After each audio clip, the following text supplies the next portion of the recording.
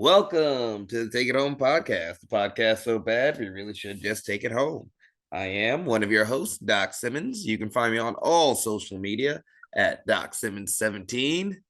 Tonight, we have the return of the king.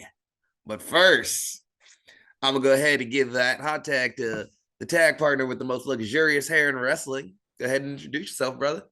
Yes, sir. Zach Hendricks. Find me on all social media at Z Hendricks Brand. And of course, look up your mama's favorite shooters at Country Air Official for Facebook and Instagram, and Country Air Brand on Twitter. Now, enough of us. You've heard us for the last 2 weeks just shoot the breeze with one another. It's time for the main event.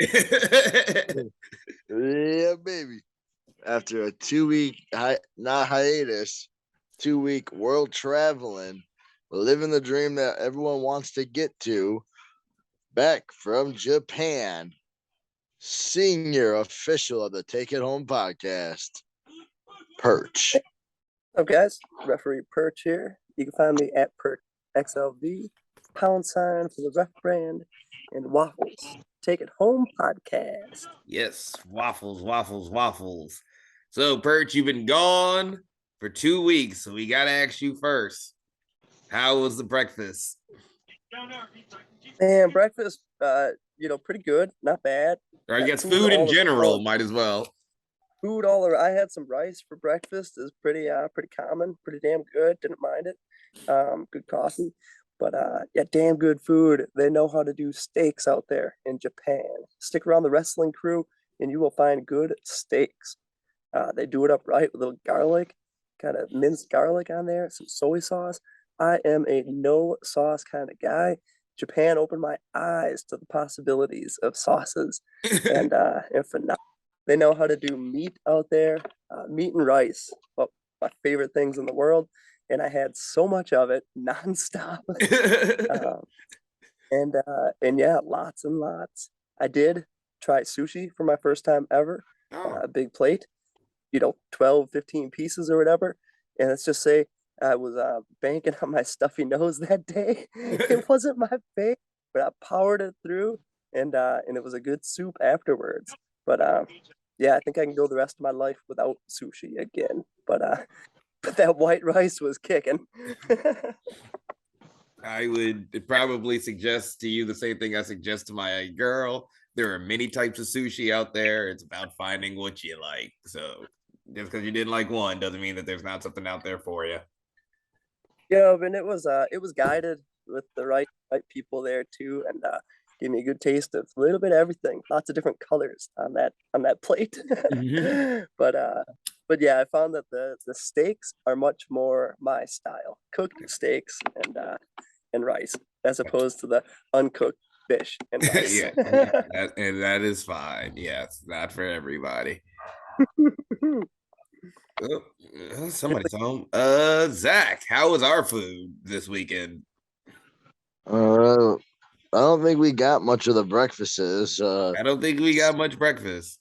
If we woke up half an hour later at the hotel, we would have got them waffles, but we had to make our way. We had to get that drive. Food wise, though, that Hagen-Dazs burger joint was basically like a Culver's, was solid. You had some fried pickles. Oh yeah, I never had it was like a steak and shake type Culver's. Yeah, fried pickles were on point. Chucky had a good his patty melt smelled good. So I had a mushroom Swiss. Then at the venue, there was Little Caesars. I got a shredded chicken sandwich that was just a pulled chicken sandwich, which was pretty good. Surprisingly had some flavor. I wasn't sure about this little town of Lima, Ohio, but it came through solidly with food. And now we've had Zach fill in for the last 2 weeks, but Perch, regale us with a banger of the week or weeks or whatever you want to do. This is your segment back. Yeah, we got a good banger here today. This one hit home, coming back home and realizing, there's no place like good old fashioned home and the people you have around you. and the love and support from one another. This is a classic song, brings back good memories, good emotions. It's a Kenny Chesney tune, The Good Stuff. That song is so American. It hit me home and made me feel right back at home. So The Good Stuff, listen to it anytime, morning, night, windows down. Listen to it on the way in today. Oh, it really hits the spot. A good down home tune. Never been a big Kenny Chesney fan, but I am willing to give it a try. Uh, just Good not story. Good storytelling. like I am not one of those that is anti-country. I love me some Reba McEntire. Kenny Chesney was just one of those that I have never really connected with. But here at the Take It Home podcast, we treat all bangers of the week fairly and equally. So give it a try. And the tune, this is just an honorable mention. I was singing it out loud, belting it on the train stations, the walkways, everywhere. I figured people couldn't understand what I was saying for the most part. I was singing "Read My Mind" by the Killers all week. Music video back in the day. I remember watching it, and it's them in Japan, and that song was just stuck in my head the entire time. So I was reciting it word for word, day after day. So that song got me through. Hell yeah, hell yeah. All right, fellas. Let's get into it like we usually do. What have you guys been watching? Let's start with Zach, because I know what you watched at least yesterday.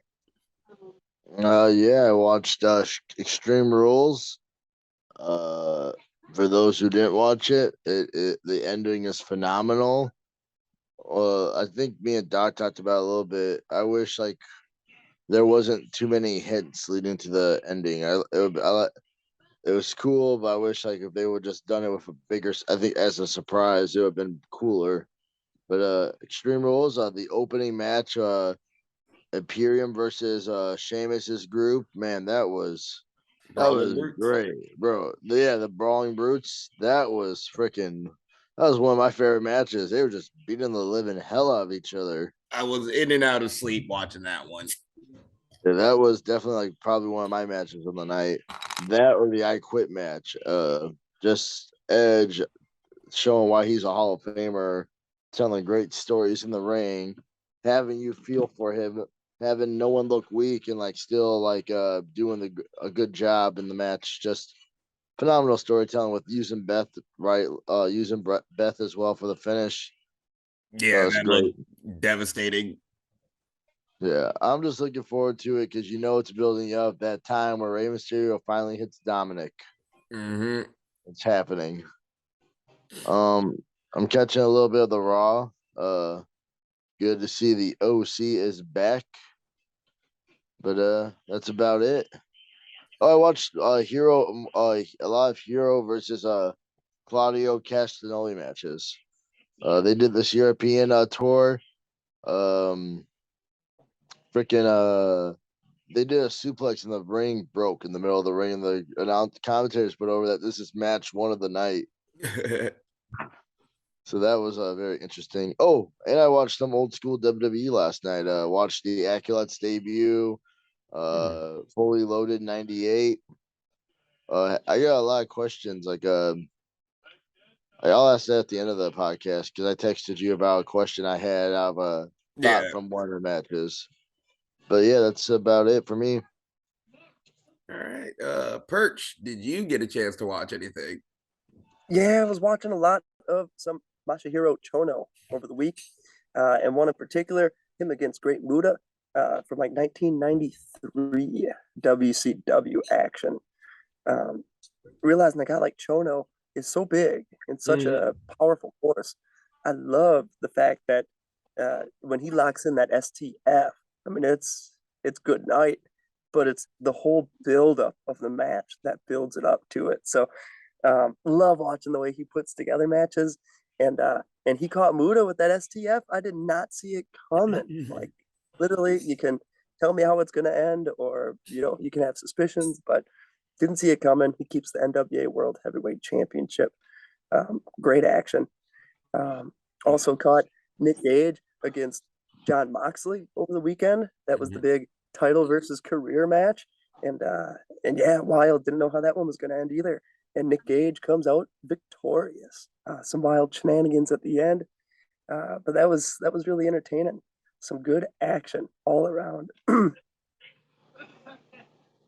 right. And as for me, I've been watching once again a lot of local stuff. I watched a bunch of Rugged Pro matches that they uploaded from the other weekend. Um the scramble that they had, Ragnar versus Arsenal on Saturday. So watched a bunch of those. You know, I say it's always good to watch the people in your area so that you know what they're doing and you don't do the same thing. Um, yeah, been watching a lot of that. Watched Bouncers versus Perfect Arsenal from Raging Pro Wrestling 2 today. Was a good one. Good to see you know, Bruiser in a place that doesn't really know him. So you see him working through getting his shit in and getting the crowd in it. It is just a good learning experience. It's good to watch that commitment to remind you, yeah, this is what you got to do sometimes. Is you just got to stick with it till they get it. But besides that, mostly new Gundam series dropped, so I've been watching that and watching some old ones. So been enjoying that. Found a list of some really rare ones that I'm gonna try to get into. Luckily, they're only about they're like 3 minute shorts, and like the whole thing comes out to like 30 minutes, so I should be able to breeze through that. But that's about it. Not too much new wrestling. I know I caught some things on Dynamite last week, but couldn't remember. Yeah, just watched a bunch of local stuff, really. Other guys on the indies, just seeing what's out there.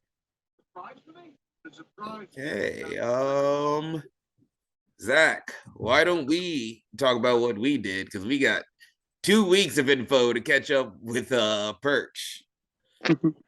Yeah, we first of all, Perch, you please tell me you caught AEW when they did the finish of the show made specially designed for you. Oh yeah. Oh yeah, from a couple weeks ago. Yes, sir. Yeah. God, yeah, just beautiful. That was right when we were heading out there. We're like, oh, we're going to Japan. Well, he's coming over to the States, and they will meet in traffic. What are the chances? Phenomenal too, and holy smokes, when he comes around, evil things happen. Holy shit, that was a scary bump in there too. But great moment, great moment. Oh shit! And actually, that reminded me before I go because I was thinking something else that I watched is 3 RVD versus Brock Lesnar matches, and they were all very fucking good. The Doc was very high strong on that RVD Brock Lesnar on Friday. Yeah. I was like, we got to do all this shit. But yeah, it was very good. Got a lot of ideas from it. So yeah. But yeah, Perch, I had to ask you real quick because right when it happened, I wanted to put it in the group chat. I texted Doc and I was like, AEW designed the finish for Perch's pleasure. Yeah, I really enjoyed. Really enjoyed. Didn't see that coming, and was very satisfied. Yeah. So anyway, back to the Doc brought up the weekend. Doc and I first we had a home game out in Buena Vista, Milwaukee, Wisconsin. We took on the Maidens of Iron for the Golden Jackets. Once again, Country Air Maidens of Iron 2. A little bit of I'll say I was a little shocked at the beginning, you know. Last month, 2 months ago, the match was pretty even, back and forth. Didn't get a victor because of Shooter Scott hitting Doc with a kendo stick. And this month, I thought we shook hands, showing the respect, and Maidens jumped us. What'd you think, Doc? I'm not surprised. You know, you do what you got to do to keep the title. We showed last week to or 2 months ago to our wrestling mamas that we're growing up and we're a threat, and they got to take us seriously. I mean, I guess I'll take it more as a compliment. And we showed why they should have jumped the gun right at the beginning. I believe we should be the fourth wall jacket champions. Yes, that frog splash actually has been treating me well lately. Picking up a couple dubs with it. I've been able, I was able to get the big one on Stacy, but maybe committed a little bit too much and kind of blindsided by the stretching crew. Yeah, we asked Joe Coley what he saw, and Joe Coley just said he didn't see much. Just saw Shooter Scott by the ring, and then turned around and saw Drake Daniels. So unfortunately, with the refs, like I know a lot of people said like the refs saw it, but unfortunately, like sometimes things go so quick in that match. The ref doesn't see what we all see. Unfortunately. But I mean, Maidens of Iron. I don't know what they're doing next month. Just know we are on the radar for those jackets. Oh And yeah. then after that, we could have used those jackets because it's kind of cold out. Yep, We it was kind of cold. It was kind of windy. kind of cold, kind of windy, and made our way driving to Lima, Ohio for War Wrestling.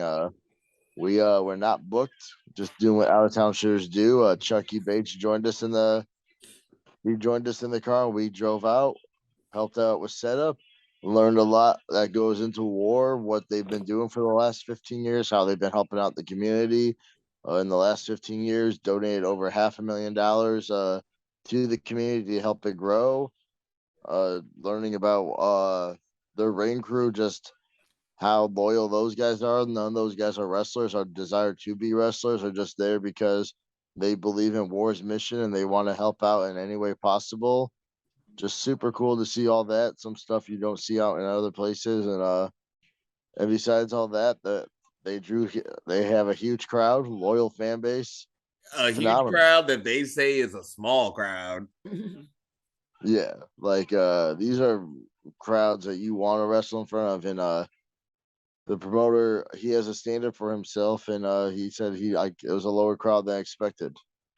Yeah, which was still like 400 to 500 people.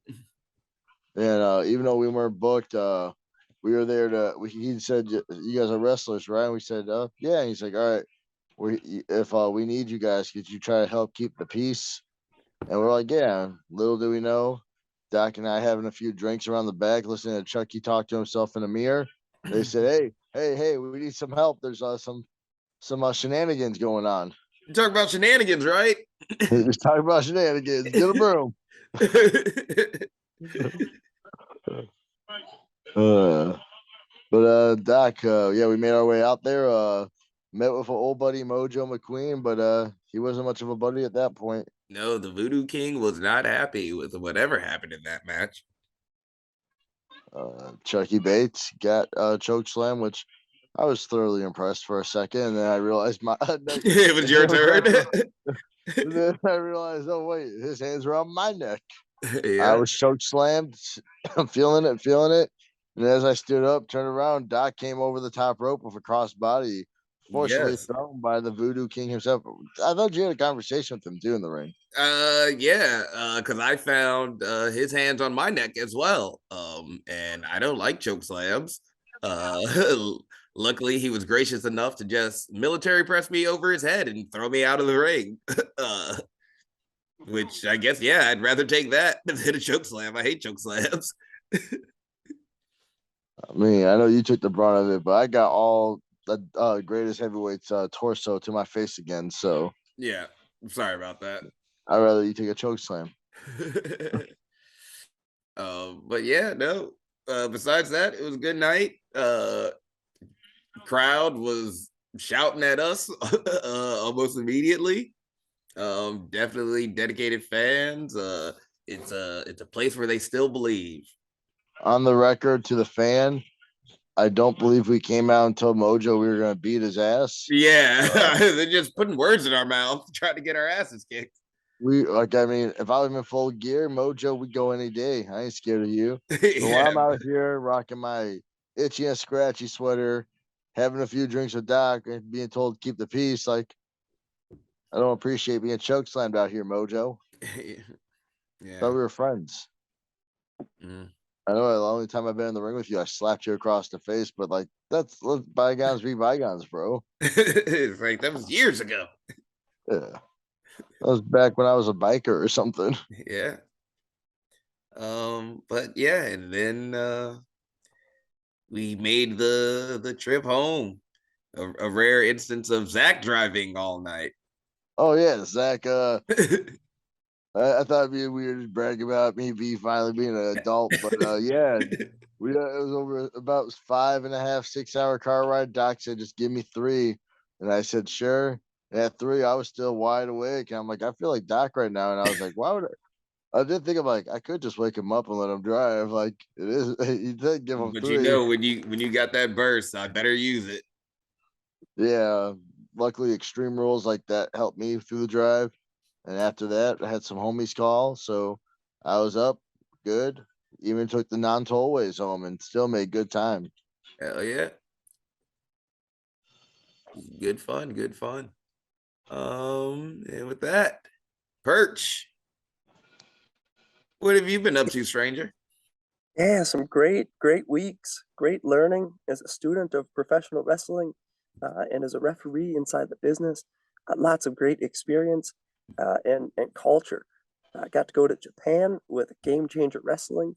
Was out there for about a week and a half, almost a full 2 weeks, and we had a bunch of shows. Um, Working with Pro Wrestling Freedoms out in Japan. We had our first show we kicked off at Shinkiba First Ring. Just an awesome arena. Seeing the fans and greeting the fans as they all came in. Everyone is so respectful, so polite. They all go and get their merch to start. And right, before the first match starts, everybody's in, sitting in their seats. And then the whole show goes on. And no one's up. No one gets up to do anything. They sit and wait the entire time.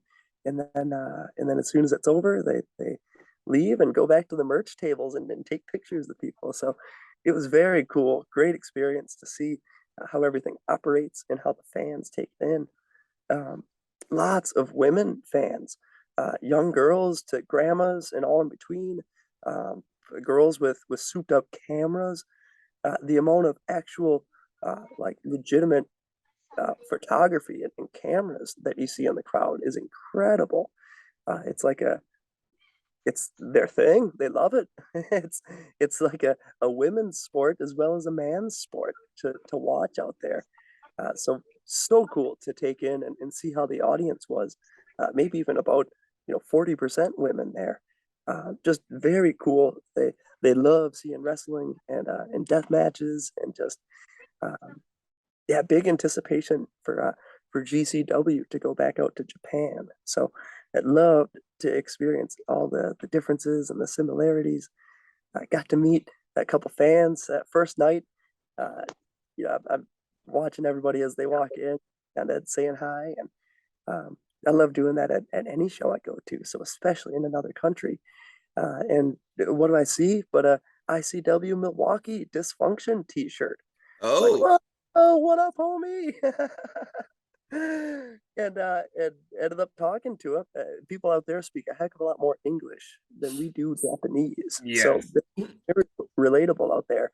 Yeah, and it's a good homie who his favorite place in the United States is Milwaukee, and he attends the Insane Eight. TK was his name. Uh, yeah, super cool, dude. We got to talking. I mean, how often can you be out on the other side of the world and see good old ICW Milwaukee, a spot where we cut our teeth on and still, get our reps. Very cool to see that. Um, we got to talking. He brought, he was there for all 3-4 days. He brought the Insane Eight DVD and had me put a signature on it. Hell I was yeah. honored. Got to get America's favorite deathmatch commentator signature. Oh, it was great. We were talking. And I'm like, oh yeah, the latest one. Yeah, I did commentary. Oh yeah. He was just we had a great time. Fun to have those interactions. You never know who you're gonna meet. And that gentleman is all the way from Japan, and his favorite promotion uh, in the States is ICW Milwaukee. So very cool to see the outreach that we have and dysfunction, well respected. Um, yeah, that was a cool moment. Um, but yeah, the first night I got things going at Shinkiba First Ring. I had a tag team match, which was Effie and Schlack teaming up against Sasaki and um, who was his partner? Uh, Masakoa. A couple of good guys. Sasaki being the promoter of Freedoms out there, so got to meet him and a deathmatch icon out there as well. Good match all around. Awesome photos that came from it. Um, yeah, just good wild action. Schleich and Effie ended up getting the choke bomb and the victory, and yeah, good match, fun one to get the feet wet in Japan. And then the next night, uh, ended up having big Japan wrestling in town uh, with some deathmatch legends from out there. Um, Ended up having a match which was Mance Warner and Cole Radrick against uh, Ito and Kobayashi Abdullah, a couple of deathmatch legends from Japan. Amazing entrances and the gear and the weaponry. Uh, I'm a big fan of a barbed wire board, just a good old fashioned board, barbed wire, heavily used throughout the weekend and certainly in this match. Ito comes out with a Singapore cane. I have never heard or seen a cane swung harder and sound loud than the one he was swinging. It was the real deal. My ears are still ringing. Um, yeah, phenomenal matches. Kobayashi took a fork to the head, and it stayed like for for a long period of time. Headbutts. I mean, those guys brought it. A different style of pro wrestling altogether, and captivating the entire way. Cool to be in there with a couple legends of Big Japan Pro Wrestling. Um, then the next day, ended up going to Corkin Hall for my first time ever. Just a legendary arena. Watching matches from the 60s, 70s, 80s, all the way to today. Um, Amazing matchups. I picture the Bruiser Brody swinging a chain through there, and people Stan Hansen going out, and Terry and Dory Funk just being beloved by everybody out there. So it was very humbling, very cool feeling to be out there. Um, and I was helping out with Big Japan Pro Wrestling on that day. I got to help set up and tear down uh, and take it all in, hand out flyers at the door, where I got to see all the fans as they walked in. Again, all different, ages and genders, and a couple of legit sumo wrestlers coming in the full kimonos and just their going out wear. It was so cool. Um, Great time. A cool moment was being able to meet the son of Hashimoto and set up and tear down the ring with him. Um, Amazing, just a incredible experience. You never know who you're going to meet and who you're going to be right next to, and and to be in there with Hashimoto was unbelievable. He ended up getting the win that night, and they hit the music, and just one of the coolest moments I've ever seen in professional wrestling. Very very touching, and gives tons of inspiration and motivation to continue doing what we're doing. Um, then ended up working the Freedoms and GCW Freedom's 13th anniversary show at Corrigan Hall next day. And that was awesome. Just amazing to be inside that ring.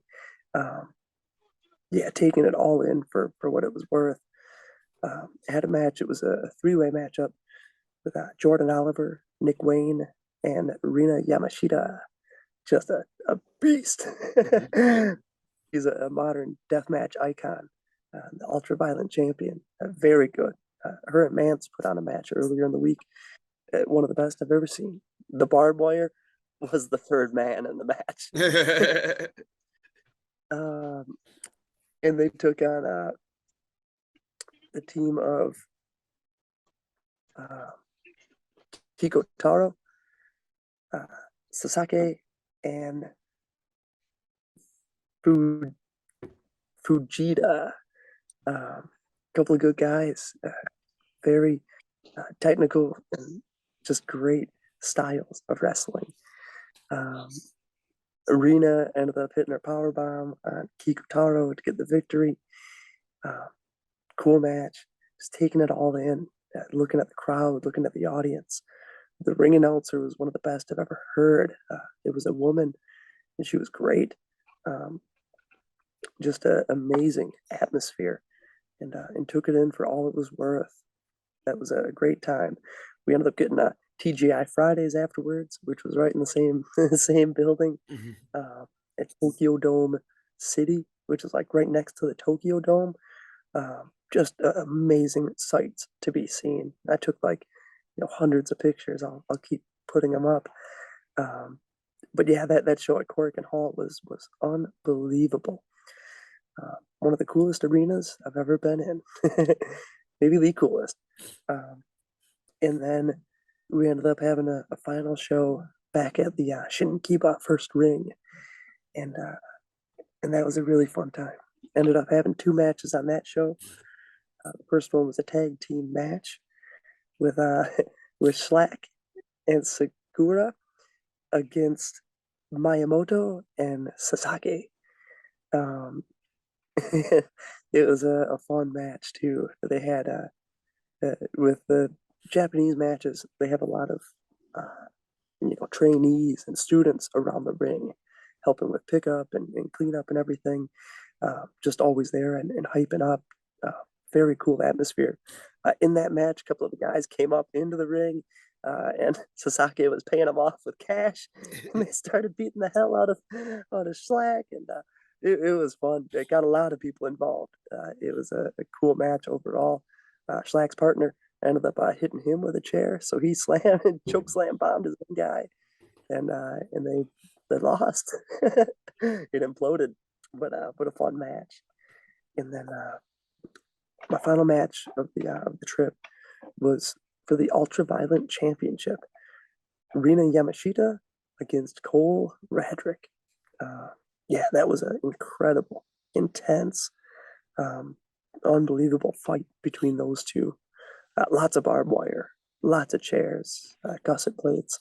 Um, yeah, lots of weaponry all around. Blood, glass, a little bit of everything. Rina Yamashita picks up the victory after a few close calls in there. It was a great match. Absolutely uh, honored to take place in there. Yeah, and a great time. Fun experience all around. Japan, the pro wrestling is so much a part of their culture out there. As much as basketball or football is here, baseball, pro wrestling, it's all just as big out in Japan. So being able to meet everybody around there, met some artists, some authors, some journalists, um, good people all around. They were so welcoming and very thankful to have us, as well as we were grateful to be there too. Um, yeah, just a amazing time overall. Japan pro wrestling, uh, it's like a must see, must experience. The level of respect that people have out there just increases my level of respect for the sport and the business we're in. Let alone inspires and motivates every step of the way. Um, Pound sign GCW Japan, tons of cool pictures and stuff. Um, yeah, lots of great action. Incredible couple of weeks. Fun time overall. Yeah, sounds like it, brother, and we're glad to have you back. Oh yeah.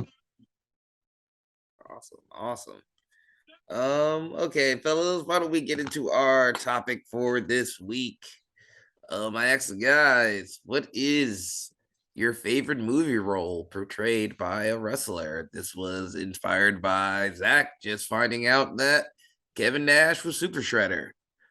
So let's start Wait, with him. so was that something commonly known? I mean, I'm a Ninja Turtles fan, so I definitely knew it, but I don't know that uh like how commonly known it was. Uh, as long as it's not commonly known. Yeah, I don't know how commonly known it is, but yeah, I'm a big Turtles fan and I'm a big wrestling fan. So, Well, I figured you would know. That's why I put it in that group chat. Um,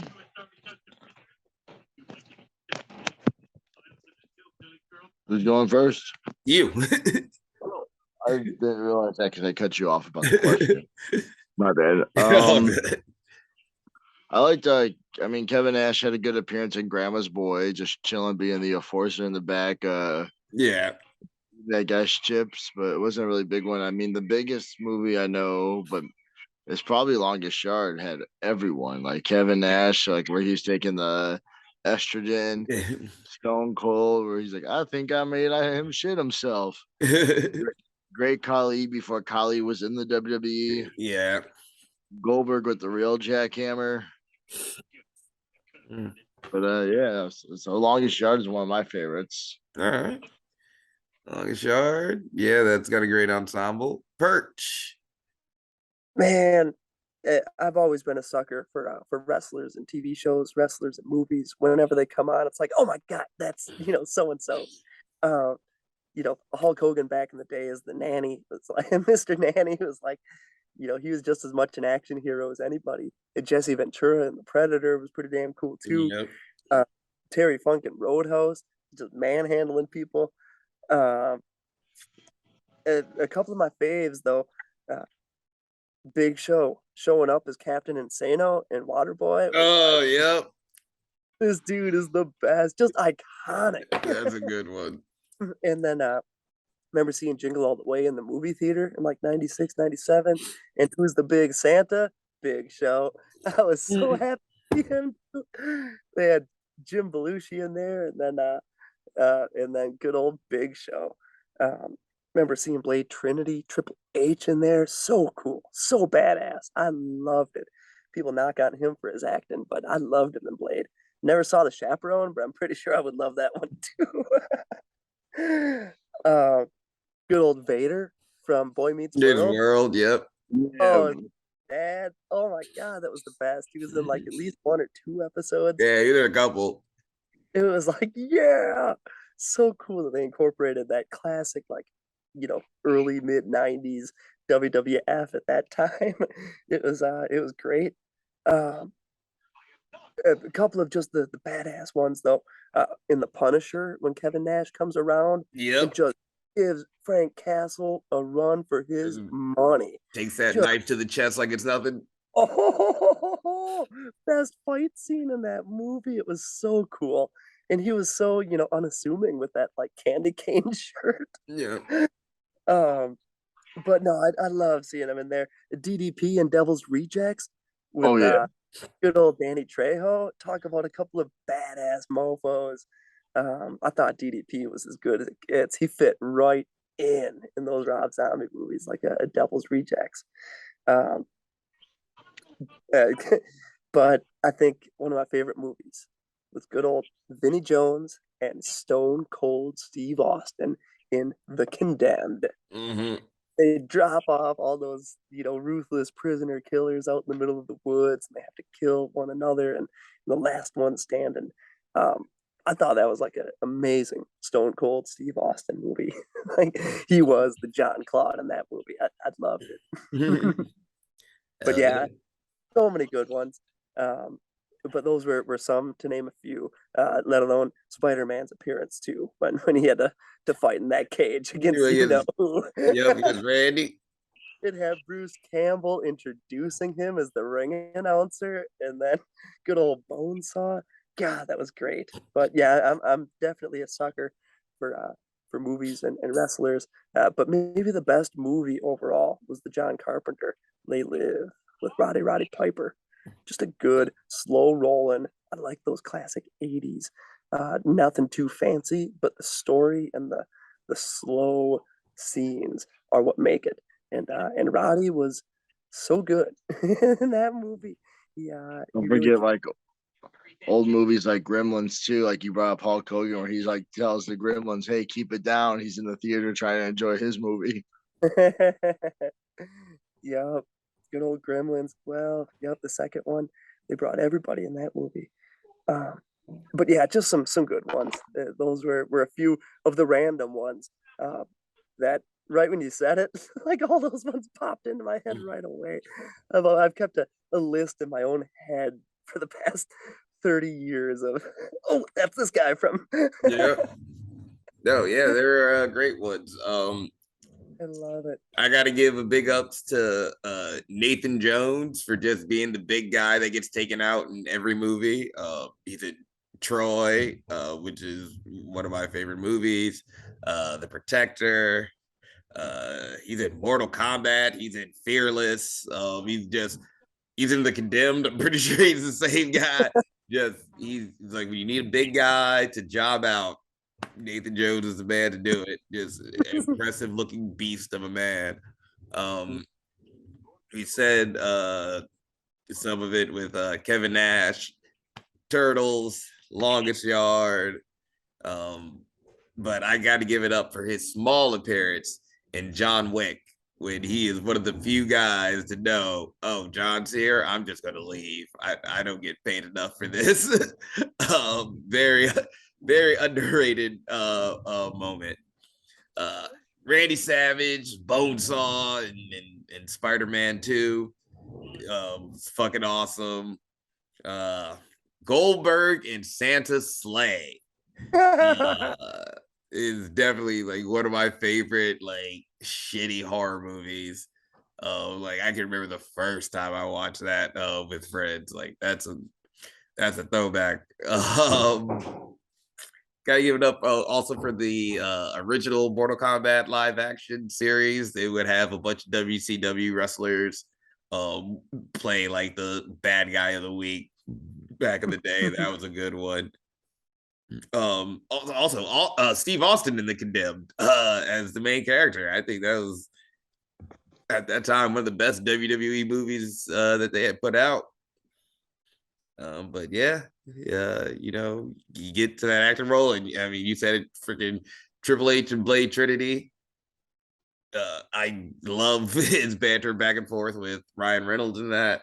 I did not see the bus driver or the babysitter, but all I need is Blade Trinity. That for me is peak just about everybody in that movie. Yeah, totally agree. Totally agree. Awesome. Also, I love Batista and Galaxy of the Guardians. Yeah, God, how could we forget that one? I love Batista, how he just doesn't get like, yeah, like while right. doing the best, he's like, my nipples chafe, and like he tells her, she's like, you're very ugly. Like Yeah. he's really honest. Nothing goes over my head. If it did, I would catch it. I remember seeing Baxter, James Bond, in the movie theater, and I had no idea.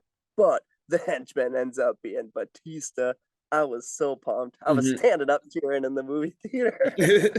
Awesome. You know, there was a wrestler in 300. Yes. Kurgan. Yep. He does. I think does a lot of movies, doesn't he? Yes, he does. He's been in a couple too. Regular Nathan Jones. Awesome. Yeah. Wrestlers appearing in movies and TV shows. Yeah, it's always super fun. Gotta enjoy it. Freaking, oh God, how can I forget this? The Rock in that 70s show. The Hardys in that 70s show. The Hardys in that 70s show. They had the wrestling episode. We're talking about wrestlers on TV shows. Bret the Hitman Hart, even though it wasn't his voice on The Simpsons. Simpsons, yep, that was a good one. Yeah, there's been some goodies. There's been some goodies. All right, guys, let's start winding it down. What do we got coming up this week? Perch, you're back. What are you doing this week? Yeah, this weekend is a big one down in Chicago at Logan Square Auditorium. AAW presents the Jim Lynam Memorial Tournament. Biggest tournament of the year in the Midwest. Very cool, great matchups. It'll be taking place Friday and Saturday night, 2 nights. The opening rounds on Friday night and the final rounds and champion will be crowned on Saturday night. That'll be on High Spots Network. I think starting at about 7 o'clock. But yeah, going to be a great time. Unbelievable matchups. Can't wait to be a part of it. Good 2 days action. Hell yeah. Hell yeah. And Zach, what are we doing this week? This is the weekend we've been kind of excited about. Definitely been kind of geeking out for. Doc and I are getting to Chicago Friday to hit a plane because we are flying out to Reno, Nevada, where we will be debuting in Nevada for All Pro Wrestling. Their venue is 20 minutes from Reno. They're in the city of Sparks, Nevada. Yeah, but we are debuting there. No idea who we're wrestling yet. We saw that they have Reno Uncensored form an Impact Tag Team, a part of their company. We're Yep. a tag team. They're a tag team. Could be, but yeah, flying out to Reno, Nevada to have our fourth debut state for those counting. We are at number 4 as of this Saturday. But then, Doc, let them know how we take out number 5. Number 5, we will be at Supreme Pro Wrestling in Sacramento, making our Cali debut. Yeah, they just announced us today. Really looking forward to this. Our little mini West Coast tour. It is their Halloween show. So if you were at Fourth Wall this Oh, past God, how do we Friday, bring that up? yeah, you might see those air hollies again. Holly, Crash Simmons, Hardcore Hendricks. Yep. So those guys will probably be making an appearance this weekend, but super excited for this. Yeah, we've been looking for it. We said we always say we want to get out more, hit new states, hit those small term goals. We wanted 5 new states this year, and we're gonna get it. Yeah. Ladies and gentlemen, let's pull back the curtain real quick. Doc took a month off in July, and when he came back at the Insane 8, me and him sat down, had a beer, and Doc looked at me and he said, "Good ain't good enough." Like that's been the kind of the motto this year. Good ain't good enough. And Doc, I was like, "Yeah, what's up, bro?" And Doc's like, he just said, "I want to start traveling more." He's like, "We need to get out there, bro." And I said, "Say no more." We reached out, and this promoter asked us he was testing us. He's like, "You guys driving out?" He's like, "How you get out here?" And we said we would drive if we needed to. Promoter loved that attitude. Loved the fact that we did seminars. Knew a guy we did a seminar for, and that this was just us kind of getting to that point where we realized being good isn't good enough. And yeah, this was an opportunity that was sparked up after Doc's a little hiatus. So it's good. When people miss Doc, it was good thing for us just because he got to step back and kind of realize what we need to do going forward. Yep, made me hungrier, and we gonna hit that goal this year. So feels really good when you bet on yourself and it comes up on you. I'm gonna say shout out to All Pro Wrestling. Let me pull out his name real quick. The promoter, I believe his name's Steve, but he really really was the one that kind of pushed us to help us get the booking in Nevada with his promotion. But he got us in the right line for the California booking. So just of us being able to do the grind and getting able to get him to be like, "Hey, these guys are decent." He helped us out, so thank you for that. Look forward to working for you this weekend. Hell yeah. And with that, I think it's about time we take it home. Yes, sir. Two Perch. things. Yeah, Oh, let me hit go Perch for it. first because I know you got stuff. Perch. Any final thoughts or questions? Yeah, uh, got to visit Tucson Pro Wrestling Shop, like the largest pro wrestling store maybe in the world. If there's one bigger, I want to see it and I want to experience it. But like the coolest place ever. Uh, all history of pro wrestling is inside this building. All actual used stuff from pieces of history from wrestlers, whether it's a wardrobe or masks or attire or suitcases, to pictures, to magazines, to books. Tucson Pro Wrestling Shop, unbelievable. Went back there many times. Um, Very cool place for a pro wrestling fan. Like you should put a star next to that one and and seek it out to visit one day because it was just a paradise. You could spend a day or 2 days there, like literally 24 to 48 hours inside this place, and learn about the history of pro wrestling from all throughout the world, let alone Japanese pro wrestling too. So Yeah, just an amazing experience. Lots of good Hashimoto, Chono, great Muda, history and action. So loved learning a bunch of stuff and seeing it all. Awesome. Glad you had a good time. Zach. One, we're on episode 95. Checked it. Yes. Four more episodes, so we do episode 100. Doc, was there any comments on the video posted? There were not, but lots of views, so hopefully people have thoughts. Yeah, like we talked about some ideas that we think we're gonna implement and do for the special occasion. But if there's anything you guys would like us to touch, any questions, anything, give us some advice on what you would like us to do for the 100th episode.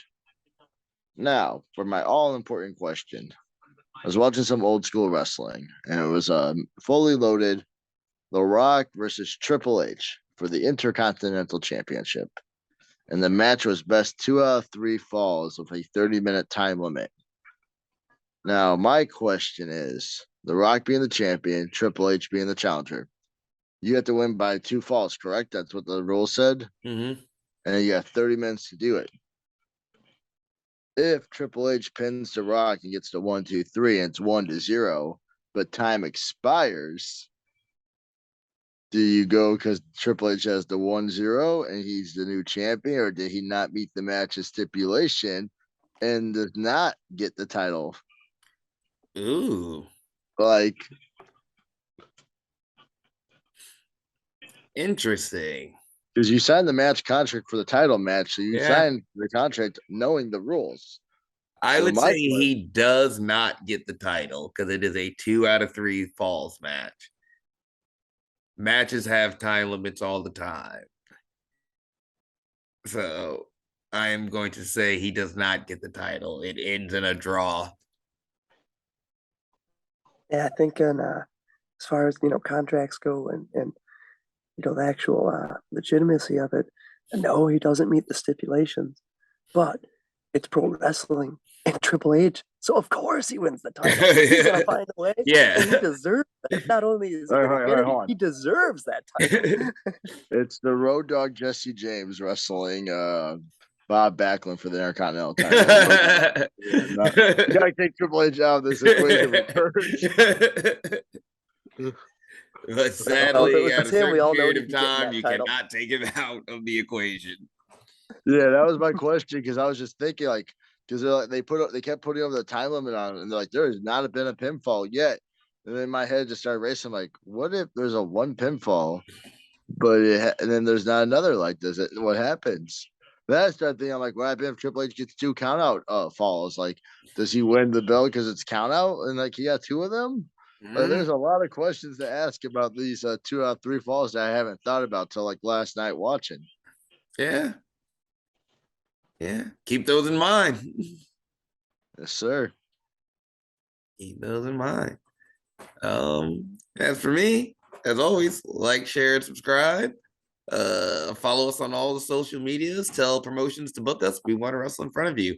Go ahead and comment down below or send us a post on our social media saying what you maybe would like to see for episode 100. Yeah, we'll figure that out. With that, this has been the Take It Home podcast. Y'all be easy. 1.